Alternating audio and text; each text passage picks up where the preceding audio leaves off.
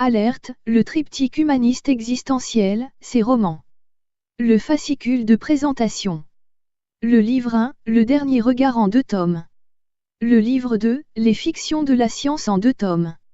Le livre 3, l'insouciance de la conscience en 2 tomes. Le fascicule d'expertise. Son livre 3. L'insouciance de la conscience. Tome 1. Chapitre 5. Les lanceurs d'alerte. Qu'est-ce que cela signifie? Qu'une personne consciente d'irrégularité, qu'elle aurait constatée, essaie de prévenir des services concernés. Mais, un lanceur d'alerte, convaincu de sa légitimité, sera rapidement confronté aux mesures drastiques du pouvoir qu'il cherche à faire démasquer. L'expérience, chez les lanceurs d'alerte, leur fait rapidement prendre conscience qu'ils s'attaquent à des systèmes intransigeants. Des mesures terrifiantes sont immédiatement mises en œuvre afin de neutraliser immédiatement et irrémédiablement les allégations de ces personnes. Pourtant, il est évident que dans une démocratie, le public ait le droit d'être informé. Les lanceurs d'alerte sont des personnes qui, informées des dysfonctionnements à l'égard des déontologies affichées, n'en supporteraient plus les conséquences. Ils sont convaincus que le fait de se taire les rendrait complices de ces choix délibérés de dysfonctionnement. Les lanceurs d'alerte se retrouvent en face d'une nécessité de devoir choisir entre leur conscience et leur carrière. Il s'agit évidemment, dans la majorité des cas, de personnes ayant des responsabilités les amenant à avoir la connaissance de faits très litigieux, à de très haut niveau. Comme la création de prisons secrètes, par exemple. Ces gens-là risquent leur liberté et quelquefois leur vie. Ils doivent aussi assumer les conséquences des répercussions sur leurs familles respectives. Ils sont, dans la plupart des cas, mis en accusation par une justice qui aurait dû être chargée de les défendre. Dévoiler des faits litigieux, exécutés par de hauts dignitaires d'un des plus grands pays dits démocratiques, ne peut pas rester sans conséquences, pour ces divulgateurs. La stratégie alors établie est celle du secret défense. Tous les moyens y sont donc utilisés pour pouvoir obtenir un silence total. Il suffit, pour permettre cela, d'obtenir un prétexte de sécurisation, à la suite d'un événement fortuit ou improvisé. Des techniques améliorées d'interrogatoire sont ensuite développées. Cet euphémisme désigne simplement tous les actes de torture. Devenir lanceur d'alerte ne peut pas résulter d'une ambition personnelle et encore moins d'un plan de carrière. Ces gens-là sont beaucoup trop dérangeants pour un pouvoir, de quelque nature qu'il soit. Tous les moyens sont ensuite mis en œuvre pour pouvoir les éradiquer. Pour ce faire, l'espionnage devient la règle.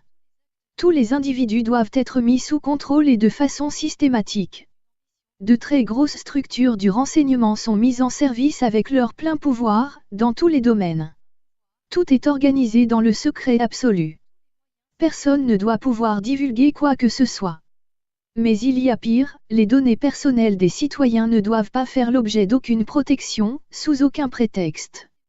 Les services secrets militaires sont chargés de tout superviser et de tout contrôler de façon systématique. Une surveillance électronique, à très grande échelle, aurait été mise en place, toujours dans le plus grand secret. Dans ce contexte militaro-politique, un lanceur d'alerte devient rapidement un rebelle, un dissident et enfin un traître.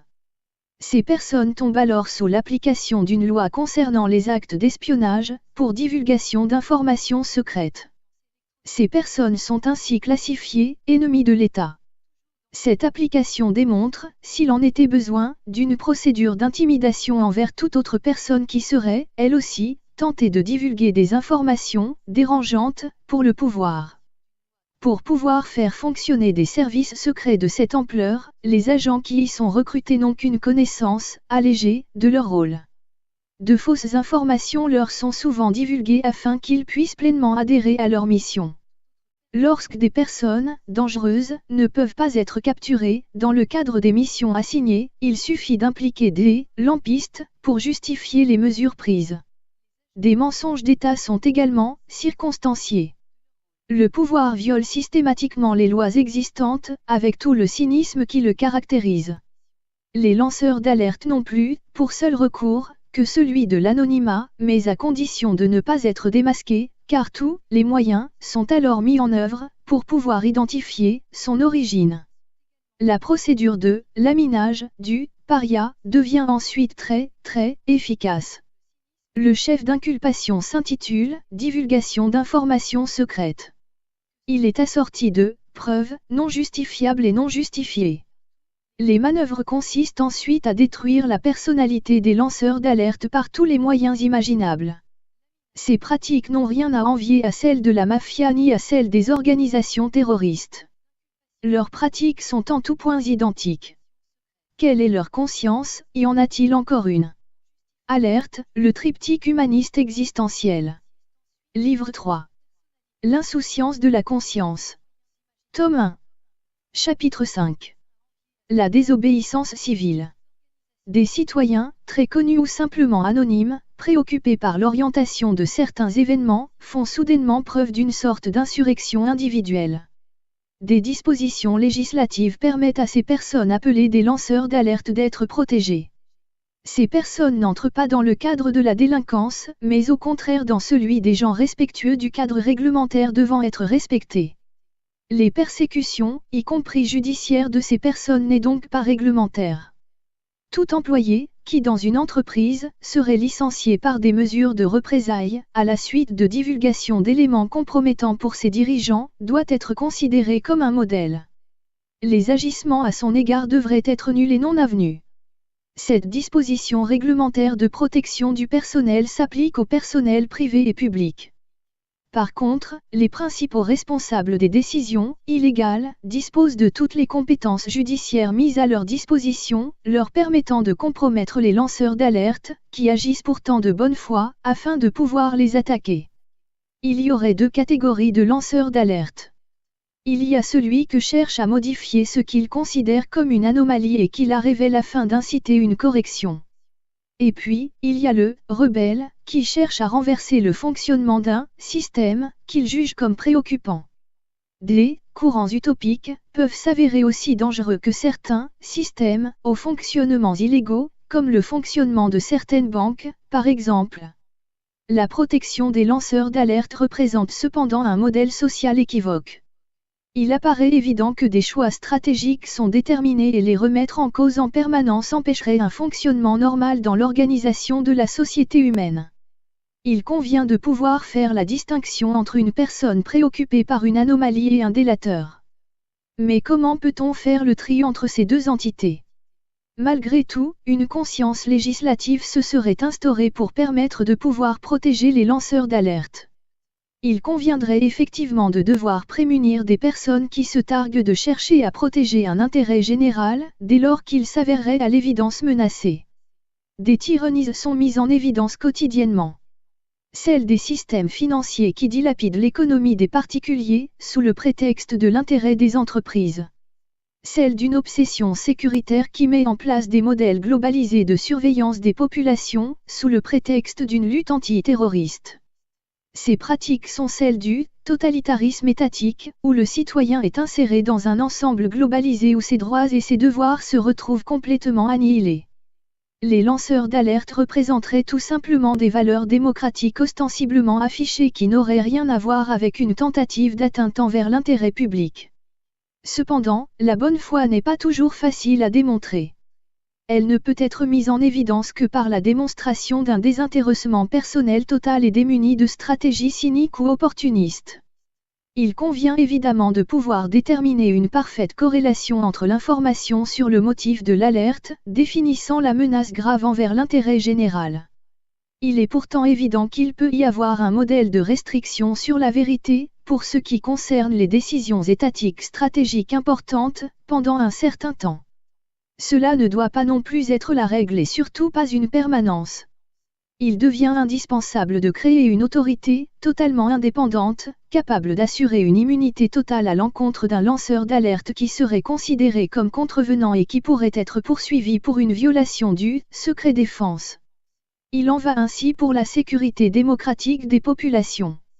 D'énormes quantités de secret défense devraient pouvoir être levées lorsqu'il y a, à l'évidence, de graves menaces à des atteintes envers des droits publics et par voie de conséquence à des atteintes à la démocratie. Il serait possible d'envisager un modèle de confidentialité, à l'égard d'une alerte, pendant le temps nécessaire à la résolution d'une occurrence. Il serait sans doute intéressant d'y incorporer le secret des sources des journalistes d'investigation qui s'abritent derrière ce système de confidentialité. Cela pouvant servir à éviter une complicité de recel. L'immunité totale établie dans les pays démocratiques à l'égard de ces journalistes va aussi dans le sens de la préservation des droits des lanceurs d'alerte. La crédibilité à l'égard des dirigeants s'est complètement effondrée, et pour cause, puisque de représentatifs, désignés pour sauvegarder l'intérêt général, ils deviennent bien trop souvent les garants de la seule sauvegarde de leurs intérêts particuliers. Il n'y aurait plus que 6% des populations à respecter la légitimité des élus. D'où un regain de valeur pour une démocratie participative à l'encontre d'une démocratie basée sur la représentation. Le droit de vote des citoyens ne permet, la plupart du temps, que de ne pouvoir choisir qu'entre la peste et le choléra. Une démocratie directe consentie par les moyens permettant de communiquer immédiatement serait même souhaitée par de nombreuses personnes. Il apparaît pourtant essentiel qu'il existe une hiérarchie permettant des prises de décision. Dans le cas contraire, cela devient ingouvernable et c'est le règne de la mascarade. La désobéissance citoyenne n'a rien à voir avec la révélation d'informations. La crise de la représentativité des responsables élus, dont la loyauté est remise en cause et même délégitimée, a pour conséquence une prise de conscience des citoyens. La société civile se voit tout à coup investie de responsabilités qu'elle n'avait pas d'abord évaluées. Le mouvement citoyen peut être porteur d'expérience et de crédibilité supérieure à celle des responsables, jusque-là désignés. La société civile doit être en mesure de pouvoir se responsabiliser. Elle a aussi la nécessité de devenir exemplaire dans ses modalités de contestation. Les lanceurs d'alerte se sont imposés pour mission et c'est devenu une obligation pour eux, de devoir défendre l'intérêt public en général. La démocratie ne peut pas exister sans qu'elle ait un maximum de transparence. Lorsqu'elle prend le prétexte de devoir s'abriter derrière le secret défense, elle ne peut que tomber dans un réflexe de suspicion à son égard. Où se situe la conscience dans la désobéissance civile? Alerte, le triptyque humaniste existentiel. Livre 3. L'insouciance de la conscience. Tome 1. Chapitre 5. Les stratégies du marketing. Quels sont les principes de fonctionnement du capitalisme? D'un point de vue économique, le capitalisme repose sur 3 principes. La propriété privée des biens économiques doit être organisée par une classe sociale privilégiée. C'est elle qui doit pouvoir exclusivement décider des productions, de leurs valeurs et combien cela doit leur rapporter.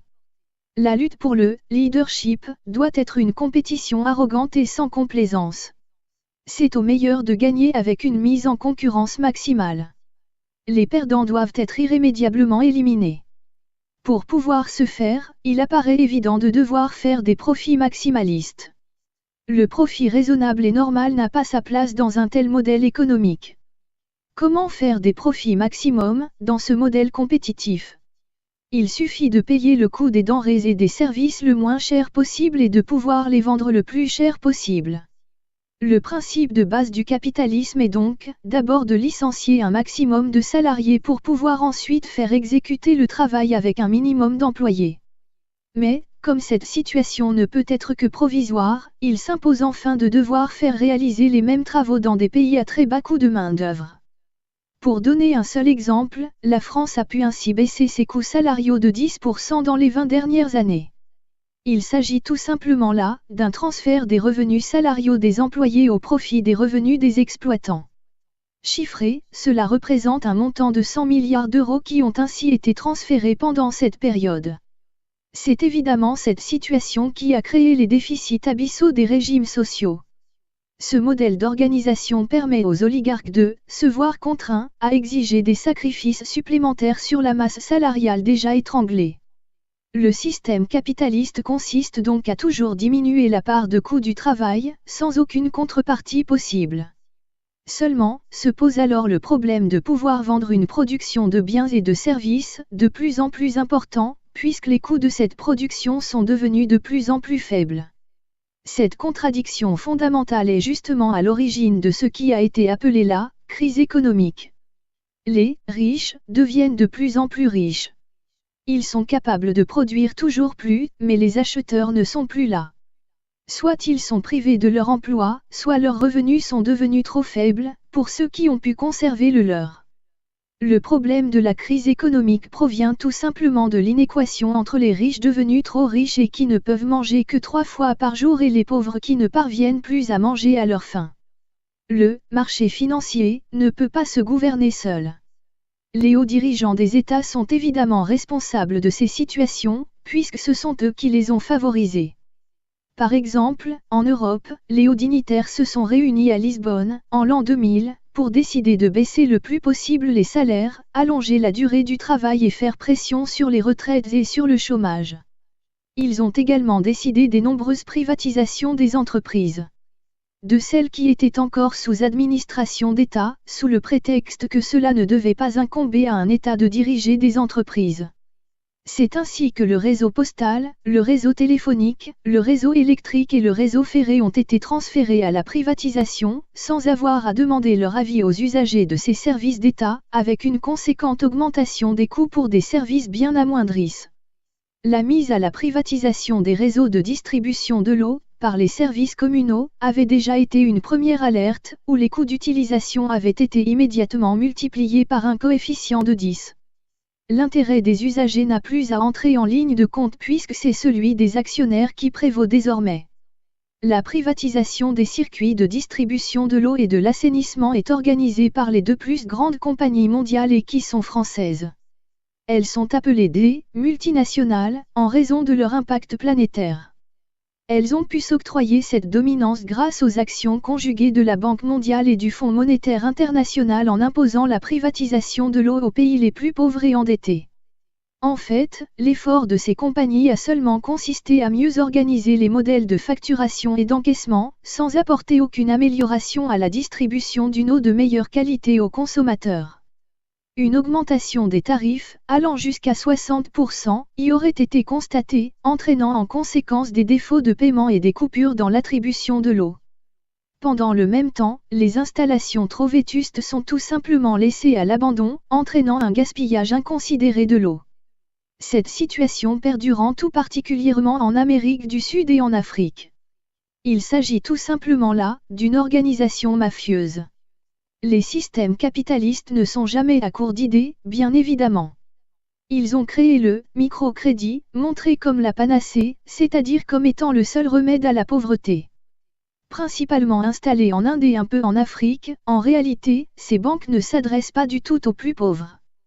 Ce sont les moins pauvres qui y ont accès, parce qu'ils sont les seuls dont la banque est presque sûre qu'ils pourront rembourser leurs emprunts. Il convient de savoir que le prêt maximum autorisé, à chaque fois, n'excède pas 100 €. Qu'est-il possible d'entreprendre avec ce montant? Le résultat, en finalité, a été représenté par 100 000 habitants de l'Inde, tous paysans qui se sont suicidés, parce que se retrouvant dans l'incapacité de pouvoir rembourser leurs emprunts. Pour ce qui concerne les suicidés des dérives capitalistes, ce sont aussi plusieurs centaines de petits cultivateurs, de petits éleveurs et maintenant de petits commerçants qui se suicident chaque année en France, et ensuite à qui le tour, les solutions ne peuvent évidemment pas venir des entreprises multinationales puisqu'elles en sont le principal problème. La crise économique ne provient donc pas de la cupidité de certains économistes, comme cela est enseigné un peu partout. C'est l'ensemble du système économique, dont le moteur est justement la cupidité, qui est entièrement responsable. Les explications, officielles, ne sont qu'un paravent permettant de toujours pouvoir continuer dans la même logique économique. Pourtant, le pire reste à venir. Une importante crise avait déjà eu lieu en Europe, en 1873. Elle a été circonscrite par l'organisation massive de la colonisation et par le pillage des matières premières dans les pays ainsi colonisés. La conséquence en a été la guerre mondiale de 1914 à 18. La seconde grande crise économique de 1929 a été résolue par la Seconde Guerre mondiale de 1939 à 45. La troisième crise actuelle laisse présager les pires catastrophes. La sortie de cette crise économique s'appliquera-t-elle, une fois encore, par la mise en place d'une guerre systématique, selon les prémices qui se dessinent? En attendant, une autre panacée consiste à investir des centaines de milliards d'euros, chaque année, afin de convaincre les consommateurs du bien fondé des produits publicitaires. Seulement, il n'y a pas que la partie visible des annonceurs publicitaires. Il y a aussi une partie qui est totalement invisible, parce que secrète. Là, il ne fait pas bon à aller y mettre son nez. Quelles sont les méthodes secrètes érigées par les dinosaures du commerce? Le marketing est un ensemble d'actions qui ont pour objet de connaître, de prévoir, et, éventuellement, de stimuler les besoins des consommateurs à l'égard des biens et des services et d'adapter la production et la commercialisation aux besoins ainsi précisés. D'après la définition du Larousse. Mais, cela n'est pas exactement ça, non plus. Ils savent faire de belles promesses. Pour ce qui est de la réalité, il y aurait des méthodes de coercition bien peu reluisantes. Sans que cela soit réellement su, même s'il y avait des doutes, tout est organisé pour pousser les clients à une surconsommation extravagante. Ce marketing-là est sans préjugés. Tout lui est permis. Toutes les personnes, sans exclusive, sont fichées, par âge, par sexe, par niveau social, etc. Et, soigneusement répertoriées dans de volumineuses bases de données informatiques, chargées d'établir des particularismes. La vie privée des personnes serait devenue un privilège, incompatible avec les intérêts des grands groupes économiques. Leurs stratégies sont intransigeantes. Les systèmes publicitaires sont autant de modèles avilissants chargés de conditionner les gens. Leurs méthodes n'ont rien à envier au fondamentalisme, politique ou religieux. Il n'existe aucun système de contrôle qui puisse surveiller leurs agissements. Leurs pratiques dans la majorité des cas sont en situation de hors-la-loi. Leur marketing, particulièrement intrusif, est sans limite. Les cartes de fidélité sont un premier moyen d'obtenir un maximum de renseignements personnels. Les achats et leur historique sont des sources de renseignements, souvent très intimes et même quelquefois inconnus de l'entourage immédiat, qui sont transmis à des organismes de tri, qui ont ensuite pour rôle de les vendre. Des organisations d'émission d'information populaire qui chercheraient à connaître les raisons de ces pratiques sont rapidement évincées, sans plus d'explication. Le silence y est total. Les grands responsables ne sont plus libres, pour devoir répondre de leurs actes. Et s'ils sont poussés dans leur dernier retranchement, ils répondent par une accusation de guet-apens. Ils s'avéreraient tout simplement incapables d'assumer leurs responsabilités. La santé des personnes et même celle des enfants leur importe peu, pourvu qu'ils fassent du business. Des business plans sont des documents élaborés, permettant de formaliser un projet d'entreprise. Ils établissent l'ensemble des actions qui seront mises en vigueur. Tout le monde se retrouve ainsi, ciblé. Une commission nationale de l'informatique et des libertés, lorsqu'elle existe, devrait pouvoir être en mesure de contrôler les conséquences de ces business plans. Encore faut-il que ces entreprises se fassent normalement enregistrer auprès de cette commission, dans les conditions normales et sans tricherie. Un accord, des personnes figurant sur les fichiers vendus, devrait être obtenu par les entreprises chargées de collecter des informations, auprès des personnes concernées. Cela n'est évidemment jamais le cas. Tout est construit dans leur business plan, à l'insu du public. Il s'agit là, tout simplement d'un vol, des renseignements et de leur vente. Dans les faits, ces secteurs économiques échappent à tout contrôle, en toute impunité, malgré qu'ils soient des hors-la-loi. Or, les entreprises achètent les listings, pour pouvoir augmenter leur chiffre d'affaires, elles aussi, en toute impunité. Il s'avère que chaque personne, qui est donc fichée informatiquement, se voit attribuer une valeur monnayable, à partir des listings, pour l'entreprise qui achète les renseignements, la concernant. À chaque élément d'information est attribué un montant correspondant. Plus l'élément, c'est-à-dire chaque personne, devient actif, et plus sa valeur est augmentée. La rémunération de l'information augmente donc en fonction des réponses obtenues par la stratégie marketing élaborée. Aucune information personnelle n'échappe au recueil globalisé. Cette globalité établit que chaque individu, à partir des informations recueillies à son insu, vaut plusieurs centaines d'euros dès leur vente ou de leur revente. De nombreuses entreprises se seraient spécialisées dans la récupération et la vente de données informatiques.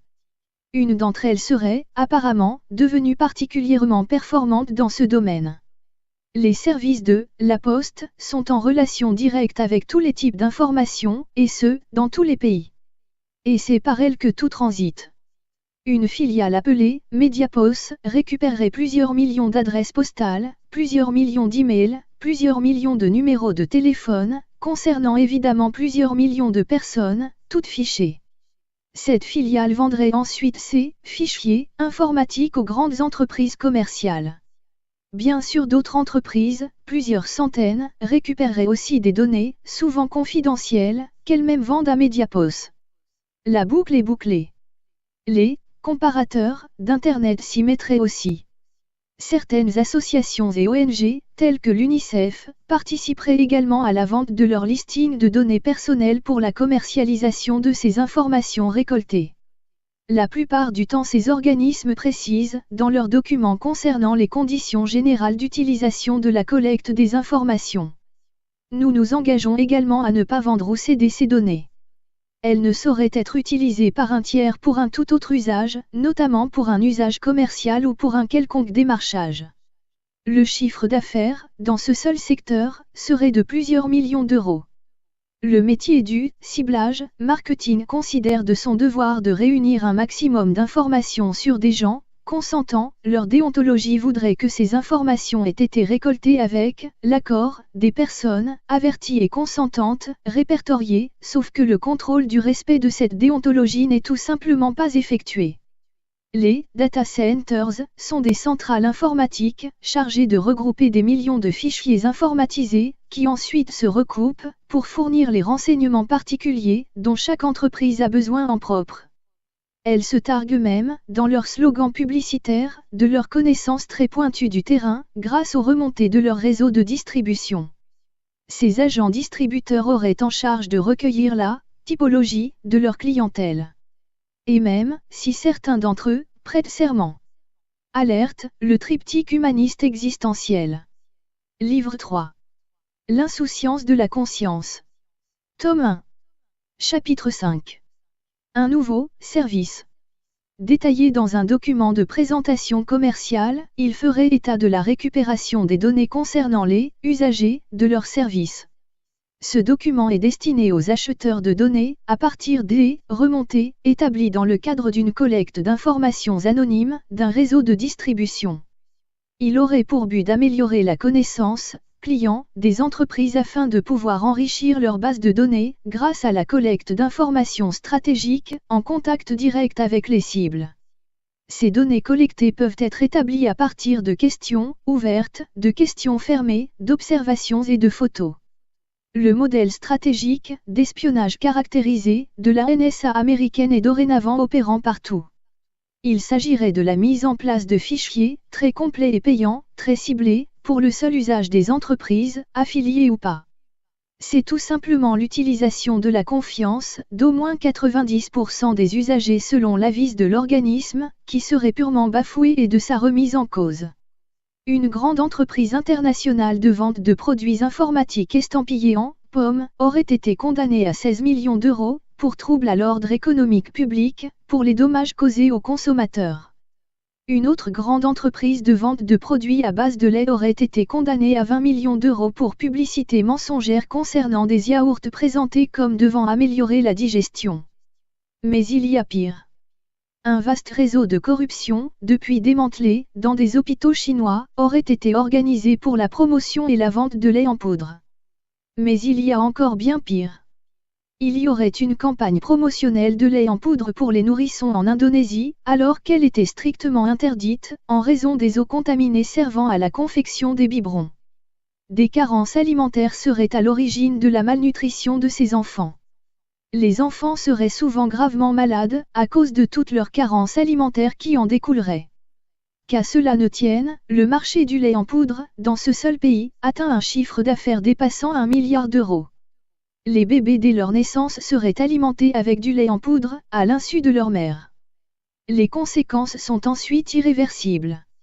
Le personnel médical serait tout simplement incité, par des partenariats et des contrats verbaux fictifs de vente de boîtes de lait en poudre, assortis d'objectifs de vente et de primes aux résultats. Toutefois, il y aurait un suivi très pointu, concernant le rendement et les rétributions effectuées. 1,5 million d'enfants mourraient, annuellement, des conséquences directes et indirectes de ce mode de nutriments, dans ce seul pays. Les risques de pneumonie, chez les nourrissons alimentés par du lait en poudre, seraient de 50 fois supérieurs à la normale. Existe-t-il une conscience chez les grands patrons? Alerte, le triptyque humaniste existentiel. Livre 3. L'insouciance de la conscience. Tome 1. Chapitre 5. Il se cache. Les grands patrons ne répondent jamais et sous aucun prétexte à aucune entrevue demandée par un journaliste. Qu'ont-ils donc à cacher? Une grande famille française détiendrait, à elle seule, plus de 40 firmes commerciales, dans l'Hexagone et en dehors. Son chiffre d'affaires annuel serait évalué à au moins 90 milliards d'euros. Il serait 7 frères, totalement inconnus des Français, qui régneraient en maître absolu sur tous les domaines de la grande distribution. Toutefois, leur descendance serait évaluée à 600 personnes, toutes actionnaires, gravitant autour du symbole familial. Or, pour pouvoir être actionnaire, il convient d'être descendant, en ligne directe, de la famille, ainsi qu'exigé par les statuts. Tout le capital serait ainsi entièrement verrouillé par la famille. Chacun des actionnaires est actionnaire de toutes les entreprises et dans les mêmes proportions. Ils seraient aussi les principaux instigateurs de la mise en place des galeries commerciales. Elle aurait inventé le communisme actionnarial. Cette très grande famille est totalement invisible et muette. Aucune demande d'interview n'est jamais sujette à réponse. Pour vivre heureux, vivons cachés, tel serait leur slogan. Par souci d'intimité. Parce que certains d'entre eux seraient domiciliés en Belgique.